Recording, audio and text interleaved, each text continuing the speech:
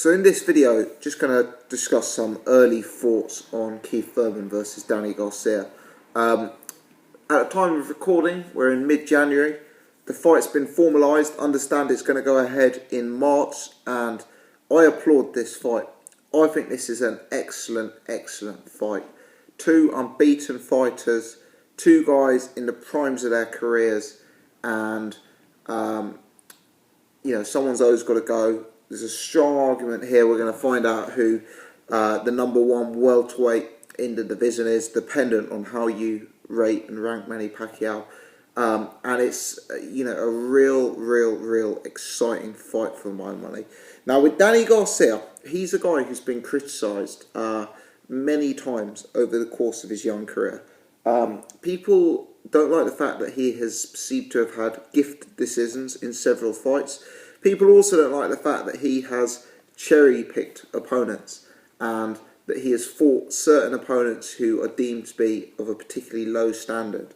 I think Rod Salka is the particularly memorable example, although last time out he didn't take on someone who was too much better than that. But if you actually look at it, and I don't have BoxRec in front of me, so there'll be people out there who do a bit more research than I have, but just off the top of my head, Garcia's a relatively young guy. Amir Khan, Lucas Matisse, Lamont Peterson, Zab Judah, Paulie Malignaggi, Robert Guerrero, Keith Thurman. That is not a bad list of opponents for a guy who's still in his 20s. And to be fair, if the guy does go and beat Keith Thurman, I understand that Thurman's a favourite, but if the guy does go and beat Keith Thurman, I think it's impossible to exclude him from the pound-for-pound top 10 based on resume. And I think you have to also suggest that at that point, even in his 20s, he'll have a Hall of Fame resume. I really believe that to be the case. Now, Garcia, I actually think, has some similarities to Badou Jack. When you look at Danny Garcia, you're not instantly believing that you're witnessing a truly elite fighter. Perhaps he doesn't have the hand speed, the combinations, the technical capability of a Floyd Mayweather or a Roy Jones Jr. or something like that. You don't necessarily look at one round of Danny Garcia fighting and think you're witnessing greatness and mastery. But the guy, like Badou Jack, is solid in so many different areas, and he is a truly tough guy to beat. Now, I know he's been involved in several controversial decisions, but at this stage of his career, he remains unbeaten.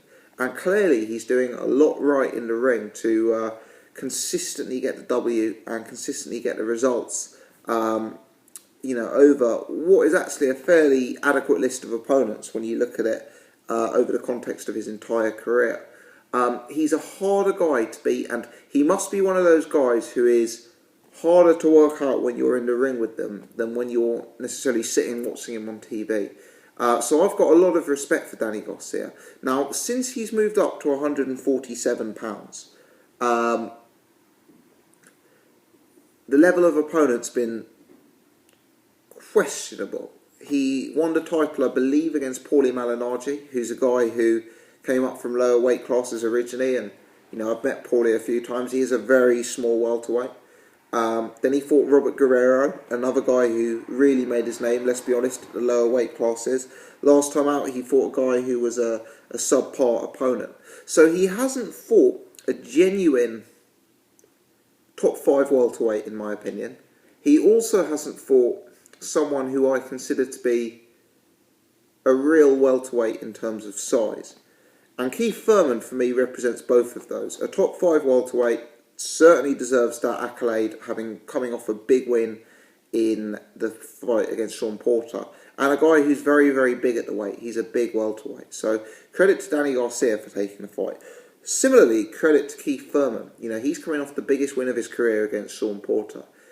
He's enjoying an all-time high in terms of his status and in terms of his credibility. There were a lot of Keith Thurman doubters, possibly including myself, prior to that Sean Porter fight, and he proved a lot of people wrong with that win. Typical fighters, you'd often see them drop down a level, have one or two defences of a title, that sort of thing. Just enjoy the crest of the wave they're riding on. But not Keith Thurman. He's going straight from Sean Porter to Danny Garcia. And I give him credit for that as well. Because those are two tough fights. Those are two 50-50 fights back to back. Keith Thurman and I think this is one of the intriguing things about these fights. Both of these guys I give immense credit to. Garcia, unbeaten, great list of opponents, real solid across the board. Thurman, unbeaten, coming off the career high win, seems to have a big edge in terms of power. A massive guy at the weight. There's huge pros to both guys. At the same time, let's be honest, there's huge vulnerabilities. If you look at the Danny Garcia resume and you look at his wins against Mauricio Herrera, there's another opponent I didn't even mention on his resume, or Lamont Peterson. You can see how a boxer who uses range and distance and a jab, even Ashley Fairfane, if you look back to that fight, there's another opponent, can cause Danny Garcia real problems. There's the suggestion that if he faced a truly elite boxer at 147, fundamentally he might be schooled from the outside. And a lot of Keith Thurman fans will be thinking that's the case. Then you look at Keith, and Keith Thurman does appear to have a lot of the natural advantages here. Who's the better athlete? Keith. Who's the bigger puncher? Probably Keith. Who's the faster, more explosive fighter? Probably Keith. Who would you say is the more elite boxer from long range? Probably Keith. You can see why he's favourite with the bookies, because a lot of the advantages are there. Having said that, a lot of the vulnerabilities in Keith Thurman's game could potentially be exposed by a fighter like Danny Garcia.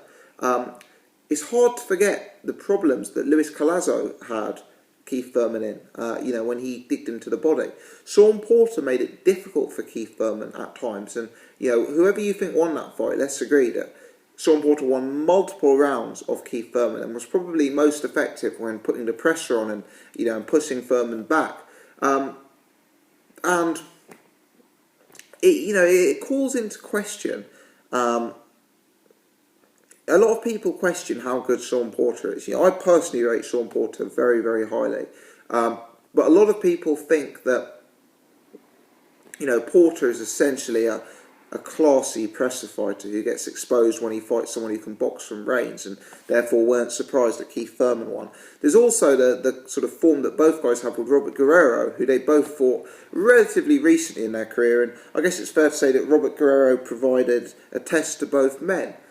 So there's some collateral form lines there that you can work out how much you want to base it off. But all in all, for me, this is just a fantastic fight. It's a fight I'm really struggling to pick a winner in. Do you know what? My initial inclination when I hear that Thurman is fighting Garcia is probably to side with Garcia. Despite the fact that Thurman's got all of those strengths, and as I say, probably the edge in power and speed and athleticism. Like my friend Ultratech Sport says, boxing is not a game played on top trumps. You don't just go Thurman power 9, Garcia power 8. Oh, Thurman wins. It is a far more complex sport to work out than that. And in terms of actually working out a tactic to get one of these guys beat, I actually think it's possibly easier to come up with a game plan to get Thurman beat than it is to get Garcia beat. Because even though there's this idea that you can just box Garcia long and steal rounds off him and win the fight behind a jab, how many times has he gone up against elite boxers? And how many times has he proven that it's not as simple as that to get the win against Danny Garcia?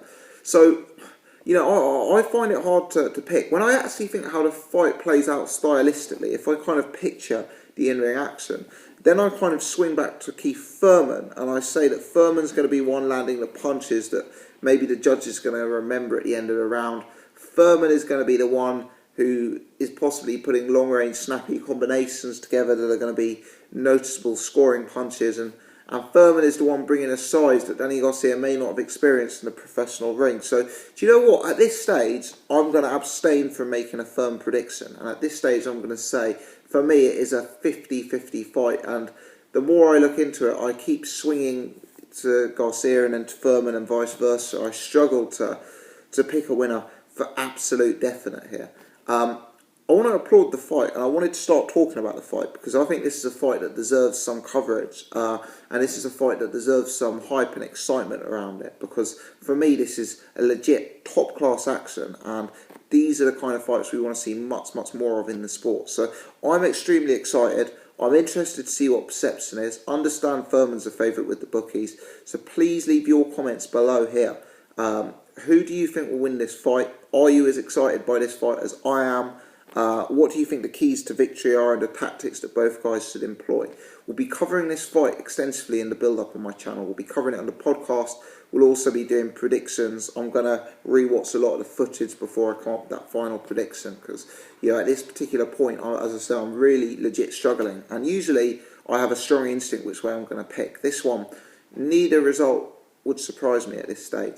So let me know your thoughts in the comments section below. If you've enjoyed the video, take the time to hit the thumbs up button.